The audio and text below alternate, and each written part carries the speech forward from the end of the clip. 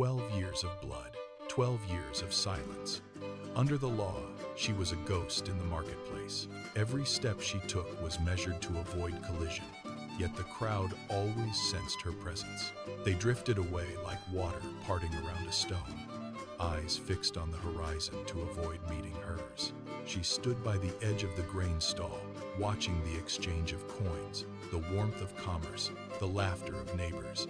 She moved closer, hoping to trade a copper for a loaf, but the merchant saw her and pulled his hand back, his face tightening into a hard, defensive mask. He did not speak, but his gesture sent a clear message. She backed away, the space around her widening until she was alone in the center of the bustling square.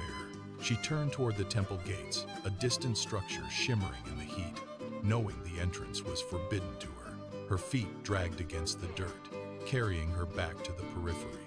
There was no sound of greeting, no acknowledgement of her existence. She slipped into the narrow alleyway, where the sun could not reach, and leaned her weight against the cold stone wall. She was a shadow that contaminated everything she touched, and today, as in the thousands of days before, she was invisible to the world. Every coin she earned went into the palms of men who promised a cure. She drank bitter, dark liquids that burned her throat and left her stomach churning for days. She sat on wooden stools in dim rooms while healers pressed hot irons against her skin or chanted over bowls of stagnant water. Nothing held.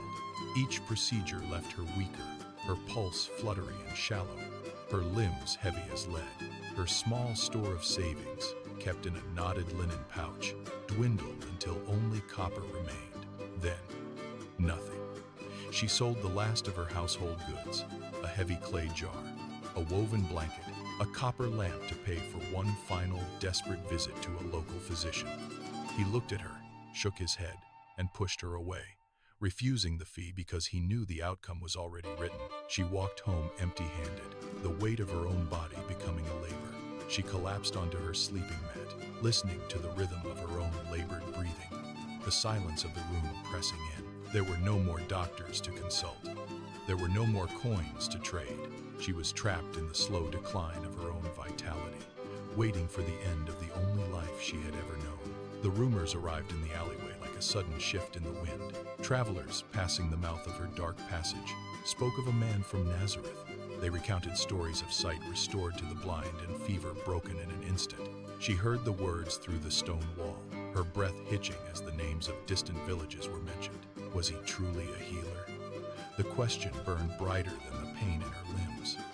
She pushed herself upright, her fingers digging into the dirt floor for leverage. The logic of her 12-year exile told her to stay hidden, to avoid the risk of public rejection.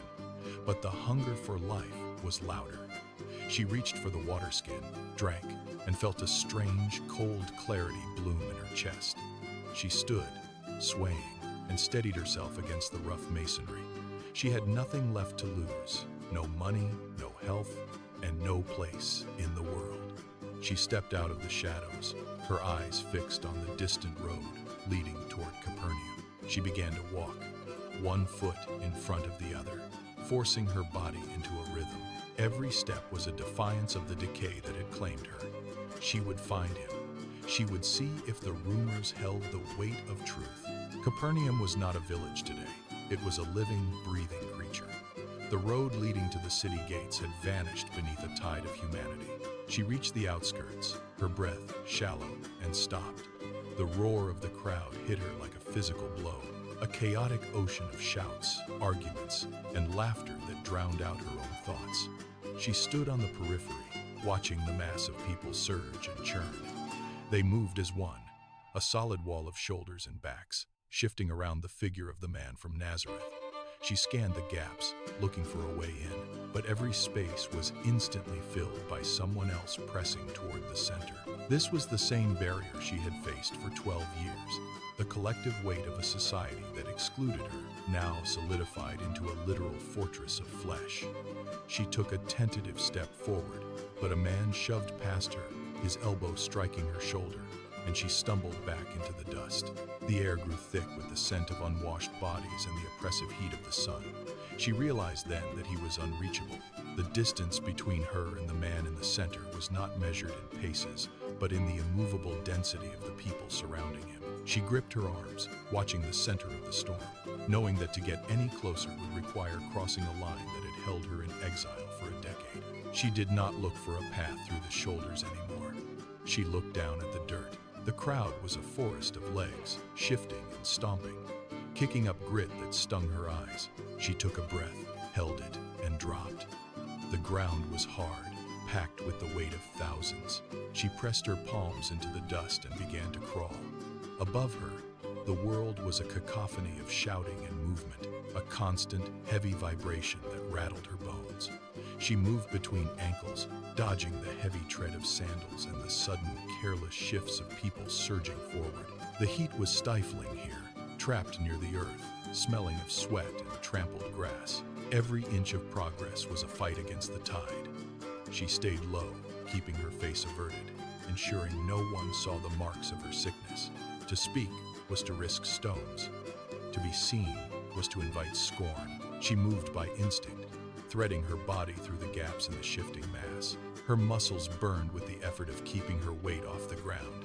She wiped the grime from her forehead and looked up. Just ahead, through the tangle of feet and the swirling dust, she saw it. The rough, familiar texture of the cloak moved within reach.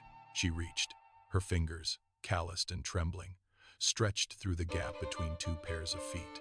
She did not grab, she snagged. The rough wool caught against her skin, pulling taut as the man continued his steady, purposeful pace.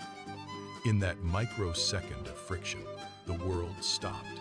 A jolt, sharp, cold, an absolute shot from her fingertips, racing up her arm and crashing into her chest like a breaking wave. The constant, gnawing rhythm of the drain that had defined her existence for 12 years vanished. It did not fade, it snapped. The hollowness that usually sat heavy in her gut was suddenly replaced by a strange, humming stillness. She jerked her hand back, curling her fingers into her palm as if to hold the sensation captive. The air around her remained loud. The crowd continued to roar, but inside her, the long, slow winter of her body had ended. She pressed her back against the legs of a bystander, her breath hitching in her throat, watching her own hands.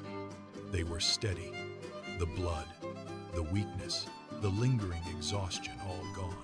She stayed crouched in the dirt, paralyzed by the sudden, terrifying weight of being whole. The illness was gone, but the silence she now carried felt louder than the shouting mob. She turned, intending to melt into the shifting mass, to crawl away and vanish before anyone noticed the change in her. She pushed against the wall of legs, her heart hammering against her ribs like a trapped bird. Then, the rhythm of the street died. It did not taper off, it vanished. The constant surge of feet, the roar of voices, the jostling of shoulders, all of it hit a wall of absolute, unnatural stillness. She froze, her shoulders hunched, trying to make herself small against the dust. A few paces ahead, he had stopped. The crowd seemed to ripple and recoil away from him, creating a sudden, empty circle in the heart of the press. He did not look at the path ahead. He turned slowly, his posture rigid. The air grew heavy, charged with a sudden, sharp clarity that made her skin crawl. He scanned the faces, his eyes moving with a deliberate, searching weight. She held her breath, her chest tight, praying for the ground to swallow her. The voices around her began to murmur, a low, nervous ripple of confusion. Then, the movement stopped entirely. His gaze cut through the press, bypassing the tall, the loud, and the curious. It swept past the shoulders and the shifting heads. It stopped. He was looking directly at her. The weight of his stare pushed her down. She could not hold her ground, not when the secret had been stripped bare. Her knees hit the earth first, hard against the packed, sun-baked grit. She did not look up. She kept her forehead pressed against the dust, her palms flat, feeling the heat of the road seep into her skin. The crowd had gone deathly still. The only sound was her own ragged breathing, a sharp, uneven rasp in the vacuum. She began to speak, the words tumbling out in a rush. Desperate and broken, she told him of the 12 years. She spoke of the coins spent until her purse was nothing but lint and regret. She listed the physicians, the bitter mixtures that had burned her throat, the failed promises, and the long, hollow years of being a shadow in the marketplace. Every detail of her exile came spilling out into the dirt. She waited for the expected shout, for the stones, for the public condemnation that had been her only companion for a decade. She braced for the rejection. But the silence remained heavy, thick, and expectant. He did not move. He did not turn away. He simply stood above her, waiting for the final, trembling word to leave her lips. She stayed there, eyes closed, muscles coiled for the blow that had defined her existence. She waited for the rebuke, for the public shaming that would confirm her place in the margins. The sun beat down on the back of her neck, but the heat felt different now. Still, measured. Then, he spoke. The word hit the air like a bell, resonating through the silence of the square. Daughter. She flinched, not from pain, but from the sheer weight of the name. It was not a title of contamination or a label of distance. It was an anchor. In a single syllable, the invisible walls she had lived behind for a decade crumbled. He did not look at her as a problem to be solved or a stain to be removed. He looked at her as he would look at his own blood. Your faith has healed you. Go in peace. She felt the tension in her chest snap, the years of bracing against the world finally giving way. She lifted her head. The dust was still on her palms, but the tremor in her hands had vanished. The crowd, once a wall of judgment, now stood as a silent witness to a change they could not name. She was no longer a ghost haunting the edges of the market.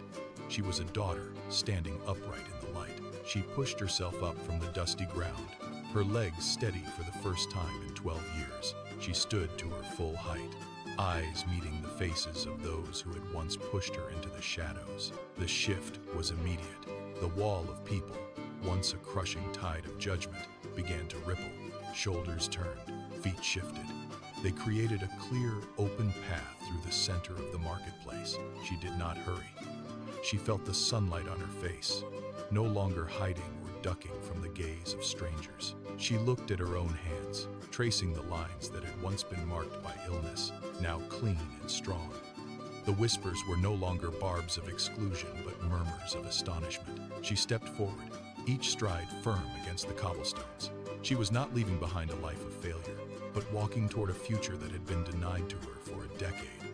She reached the edge of the square, where the stone paths led back toward her home. She glanced back once at the man from Nazareth, then turned fully toward the road. She walked with her head held high, a woman with a name, claiming the space she had earned.